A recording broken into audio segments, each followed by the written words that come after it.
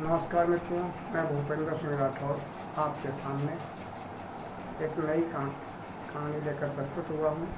लेकिन मित्रों, ये मेरी कहानी नहीं है, ये मेरे जीवन की एक सच्चाई और मेरे जीवन का एक अनुभव है। लोग कहते हैं कि भगवान नहीं है, उसी बात को लेकर आज मैं अपने जीवन की सत्य घटना पर आधारित सारी बातें बताना चाहता हूँ। मेरी इस कहानी का शीर्षक रहेगा रामलीला और हम, या ऐसे मानो कि हम और हमारी रामलीला। मित्रों, बात उस समय की है कि मैंने पहले एक छोटी रामलीला करवाई। तो वो छोटी रामलीला में ये हुआ कि एक लड़का हनुमान जी का पाठ कर रहा था और उसका गदा लगा तो पेट्रोमैक्स टूट गई। पेट्रोमैक्स टूट जाने पर पेट्रोमैक्स में जो मट्टी वगैरह सारी चीज़ें थी वो टूट गई। तो लगभग गैस भी सब जल गई थी। तो 150-200 रुपये का खर्चा था। अब मैंने सोचा कि ये 150-200 रुपये खर्चा है, कैसे आएगा, क्यों छोटी रामलीला है, चंदा तो किसी ने दिया नहीं मुझे। मैंने भगवान राम से प्रार्थना की, हे प्रभु कुछ ऐसा इंतज़ाम हो जाए जिससे कि ये गैस भी भर जाए और पेट्रोमैक्स भी सही हो जाए, मट्टी वगैरह ये सारी चीज़ें। तो दूसरे दिन क्या होता है कि हमारे पड़ोस के ये चौहान, भूपा सतपाल सिंह चौहान और कर्नल भवानी प्रताप सिंह उर्फ विजेंद्र चाचा, ये लोग दोनों लोग ड्रिंक करके आ गए। आपस में इनमें ऐसी बहस हुई कि लगभग रुपया 350-400 आ गया। हमारी रामलीला का काम आगे बढ़ गया। तो उस दिन मुझे लगा कि शायद भगवान ने मेरी बात सुन ली। इसके बाद मित्रों, थोड़े दिन बाद हमारे मित्रों ने मुझसे कहा कि महाराज बड़ी रामलीला कराई जाए। तो हमने कहा चलो ठीक है। तो बड़ी रामलीला के लिए मीटिंग कराई गई और उस मीटिंग में हमारे मित्र रंजन और सिकंदर दोनों हमारे करीबी मित्र हैं, तो दोनों मेरे साथ थे। तो हम लोग ये देख रहे थे कि मीटिंग हुई है लेकिन कोई भी बुजुर्ग मैनेजर बनने को तैयार नहीं है। जो हमसे उम्र बड़ा हो ऐसा कोई व्यक्ति मैनेजर बनने को तैयार नहीं, हर कोई बहाने कर रहा था। तो मुझे लगा, मैंने उन लोगों से बोला कि आपको शर्म नहीं आती, अगर आप लोगों के लड़के को गैस प्लांट में या किसी कंपनी में मैनेजर बनाया जाए तो आप खेत बेच कर दे दोगे कि हाँ भाई हमारा लड़का मैनेजर बना दिया जाए। लेकिन जो भगवान राम पूरी सृष्टि के मालिक हैं, जगत के पिता हैं, परम पिता हैं, उनकी रामलीला का कोई मैनेजर नहीं बनना चाहता, जबकि ये परम सौभाग्य की बात है।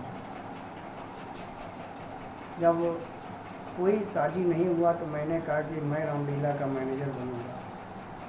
अच्छा, मैंने कह तो दिया। जब मेरे पिताजी को ये जानकारी हुई कि मैं रामलीला का मैनेजर बनना चाहता हूँ तो उन्होंने सुना तो उन्होंने मुझे बहुत डांटा। बोले कि तुम 1 रुपये नहीं कमाते हो, अगर रामलीला में कोई घाटा पड़ गया तो कहाँ से दोगे।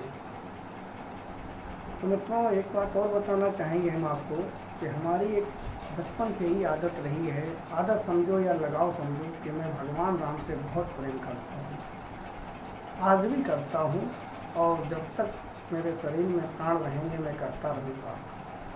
और मेरे पास हमेशा भगवान राम की एक तस्वीर रहती है।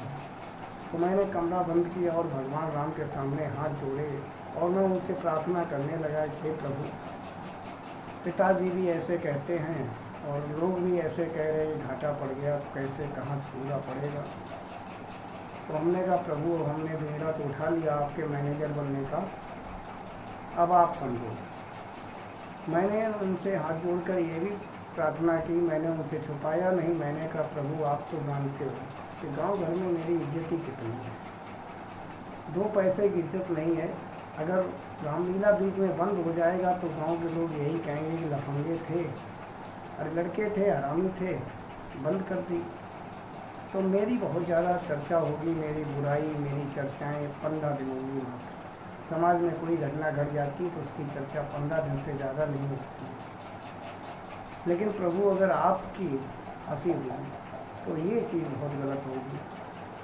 तो आप मुझे अपना आशीर्वाद दें कि आपकी रामलीला पूरी हो जाए। तो मित्रों, इस बार भी ऐसा ही हुआ कि भगवान राम की मुझ पर बहुत अनुकंपा रही और रामलीला पूरी हो गई, कोई घाटा नहीं पड़ा। ऐसे करके मित्रों मैंने 5-6 बार रामलीला करवाई।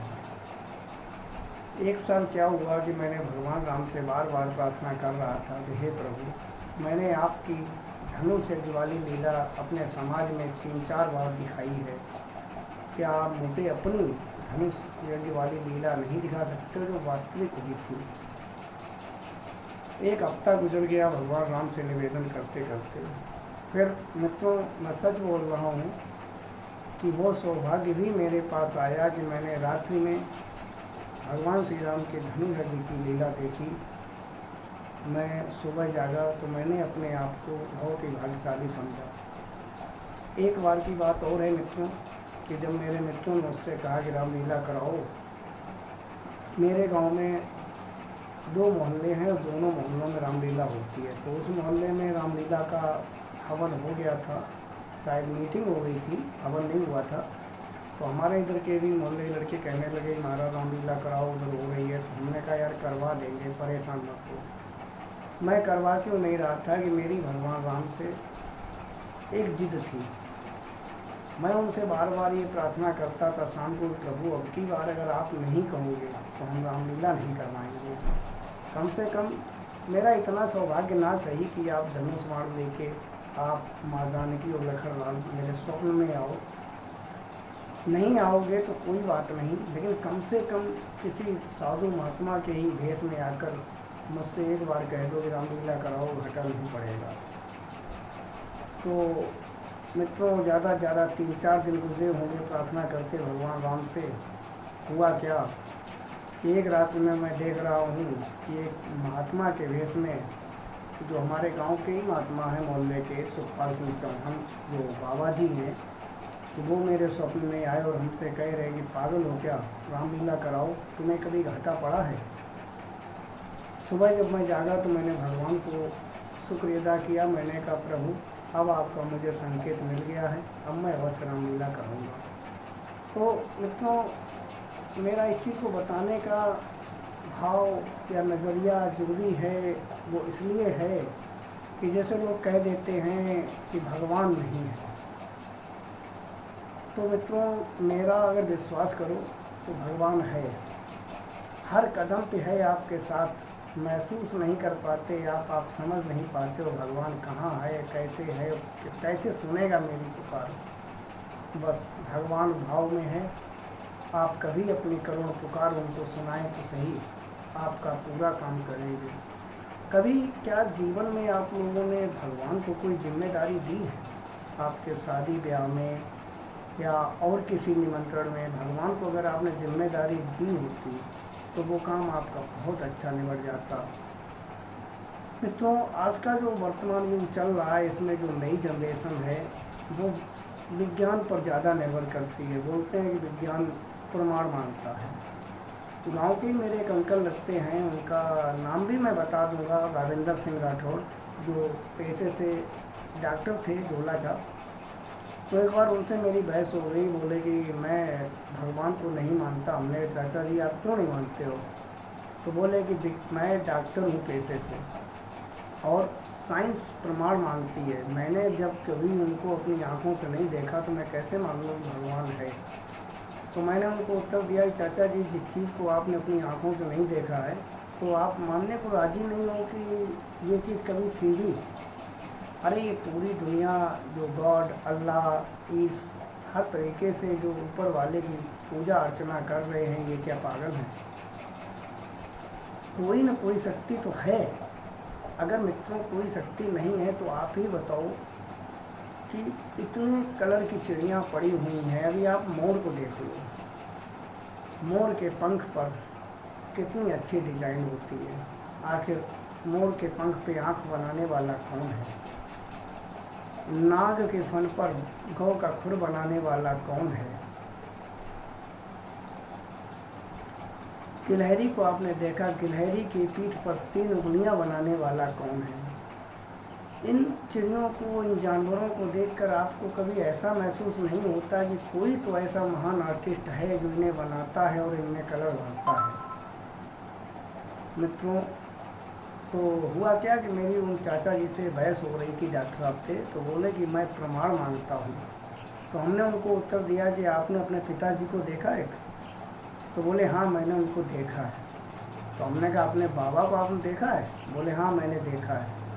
तो फिर हमने उनको एक प्रश्न और पूछा, क्या आपने अपने परबाबा को देखा है? बोले नहीं मैंने अपने परबाबा को नहीं देखा है। तो हमने कहा चाचा जी विज्ञान प्रमाण मांगता है और आपने तो अपने परबाबा को देखा नहीं है, फिर आप ये चीज़ मानेंगे कि आपके परबाबा थे ही नहीं? तो बोले यार ऐसा कैसे हो सकता है, हमने नहीं देखा तो गांव वालों ने तो देखा होगा, फिर बाबा कहाँ से आए मेरे, या पिताजी कहाँ से आए अगर परबाबा नहीं थे? तो हमने कहा चाचा जी वो मैंने ठेका नहीं ले रखा है कि बाबा कहाँ से आए या आपके पिताजी कहाँ से आए, लेकिन आप बताओ आपने तो परबाबा नहीं देखे हैं, फिर आप मानने को कैसे तैयार हो गए कि आपके परबाबा थे? तो बोले यार होंगे ज़रूर। तो हमने कहा इसी प्रकार चाचा जी आपने भगवान को नहीं देखा कोई बात नहीं, आपने भगवान की कृपा को महसूस नहीं किया कोई बात नहीं, लेकिन भगवान होते हैं। हमारे दादाजी स्वर्गीय श्री हाकिम सिंह राठौर जी कहा करते थे एक चौपाई बड़ी सुंदर कि सकल पदार्थ हैं जगमाही, कर्महीन नर पावत नाही। तो मित्रों ये हकीकत बात है कि संसार पे चर अचर में सारे ब्रह्मांड में हर चीज़ मौजूद है, हर देवी देवता मौजूद हैं। समस्या यह है कि हमारा भाव उनके प्रति कैसा है। अगर हमारा भाव सुंदर हो, नेक दिल हो, तो भगवान हमारे बहुत करीब रहते हैं। अच्छा मित्रों, इस कहानी को हम यहीं से विराम देना चाहेंगे। जय माता की, जय राम जी की।